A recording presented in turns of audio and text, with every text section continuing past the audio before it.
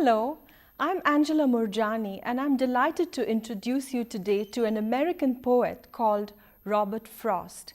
He lived across the last bit of the 19th century and the first half of the 20th. He wrote some wonderful poems and we're going to take a look at one of those today. In fact, we're going to take a long and deep look at his poem called A Road Not Taken. This poem is only the second most popular of the poems that Frost wrote. The one that people liked the most was another poem called Stopping by the Woods. Maybe you've heard an excerpt from that poem, those haunting words, miles to go before I sleep, and miles to go before I sleep. But that's not the one we're going to talk about today. Today we're going to take a look at that road not taken. And after we've done this together, you are going to have some questions, perhaps even some comments. Maybe some of you are going to say, hey, I can relate to this poet. And maybe some of you are going to say, nah, I think quite differently from him. Either way, it doesn't really matter. Both are just fine. But first, let's go and have a look at that poem. Robert Lee Frost was an American poet who lived from 1874 to 1963. He is highly regarded as a nature poet, having depicted the rural life of America in the everyday speech of his time. His work frequently used the backdrop of rural New England, which was the northeast part of Northern America where the first settlers came who moved from Europe.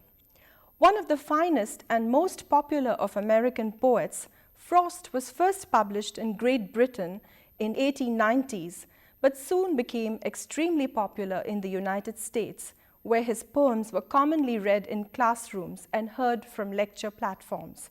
Frost was frequently honored during his lifetime, receiving the Pulitzer Prize for Poetry 4 times.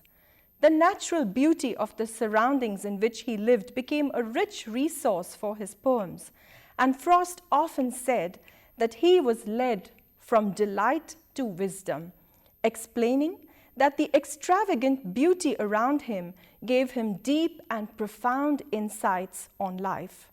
That is also why Frost made what seems at first to be a strange comment. He said, literature begins with geography. That sounds really uncommon, but we can easily understand this in the light of his poetry. He uses these pictures from real life to move into an examination of complex ideas and profound philosophical themes. Frost drew his images from nature, the stars, the streams, trees, paths, snow, and the country farmhouses. All of them became powerful symbols, leading the poet to think upon deeper truths.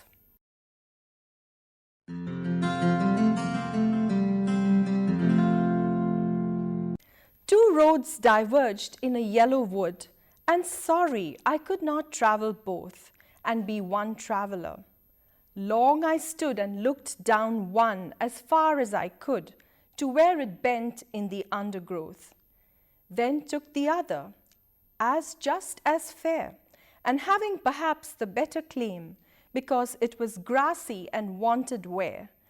Though as for that, the passing there had worn them really about the same, and both that morning equally lay in leaves no step had trodden black. Oh, I kept the first for another day. Yet, knowing how way leads on to way, I doubted if I should ever come back. I shall be telling this with a sigh somewhere, ages and ages hence. Two roads diverged in a wood, and I took the one less traveled by, and that has made all the difference. It has been said that a picture is worth 1,000 words. Everybody who works in advertising, graphic designers, artists, cartoonists, their very livelihood is based upon this truth. Yet, who understands this concept or who has made better use of it since even the beginning of time than a poet? A poet uses word pictures or images to convey complex emotional meaning in a few words. This is a tool on which the very craft of a poet is based. Languages abound with these kind of images.